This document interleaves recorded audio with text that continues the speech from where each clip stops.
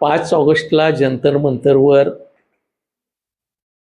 कल्याण डोंबिवली परिसरातील 27 गाव संघर्ष समितीच्या माध्यमातून आणि सर्व संबंधितांच्या सहभागातून दिवा पाटील साहेबांचं नाव नवी मुंबई आंतरराष्ट्रीय विमानतळाला लागावं म्हणून एक दिवसीय लाक्षणिक आंदोलन करण्याचा निर्णय घेतलेला आहे आणि त्याच्यामध्ये आम्ही सारीच मंडळी सहभागी होणार आहोत। 1000 जणांची परवानगी जंतर मंतरवर त्या मंडळींना मिळालेली आहे आणि आमच्या ज्या भावना आहेत त्या थेट दिल्लीत जाऊन केंद्र शासनाच्या कानी पडतील या दृष्टीनं हे आंदोलन आम्ही साकारतोय। ज्या पद्धतीनं 8 तारखेचं आंदोलन चिरडण्याचा प्रयत्न नवी मुंबई पोलिसांनी पनवेलमध्ये जवळजवळ पनवेलचे सारे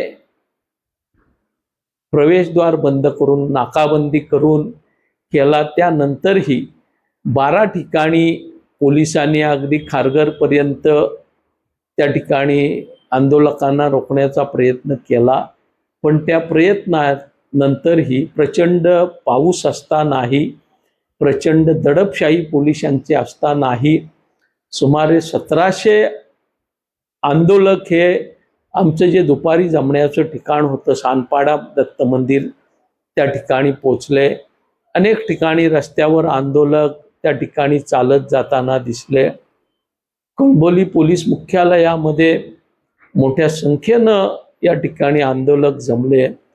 हे बघता लोकांमध्ये आत्ता सरकारच्या विरोधात दिवा पाटील साहेबांचं नाव देण्याच्या बाबतीत जी चालढकल जो हलगर्जीपणा केला जातोय त्या संदर्भात या ठिकाणी प्रचंड नाराजी आहे, प्रचंड असंतोष आहे आणि म्हणून लोक पोलिसांची दमनशाही प्रचंड पाऊस असतानाही 8 तारखेला त्या ठिकाणी रस्त्यावर उतरले।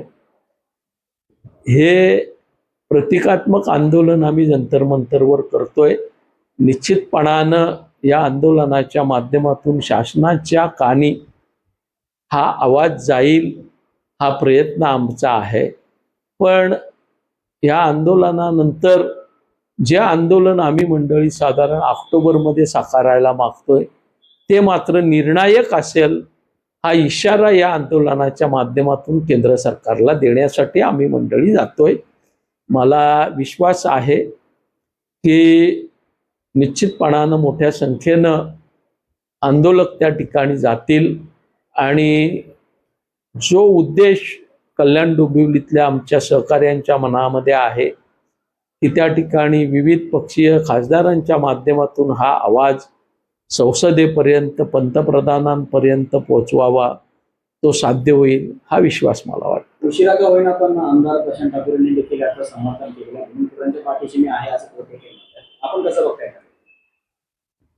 आम्ही कसं बघण्यापेक्षा जाग्यावर जे 8 तारखेला त्या ठिकाणी रश्मिता पोपेटाच्या उपोषणानंतर आंदोलन झालं त्याच्या बाबतीतले त्यांची भूमिका ही 100% नकारात्मक होती, विरोधाची होती, पण आता त्यांना सद्बुद्धी होत असेल तर निश्चितपणानं ती चांगली गोष्ट आहे। कुणाच्या का प्रयत्नानं होईना, कुणाच्या का सहभागानं होईना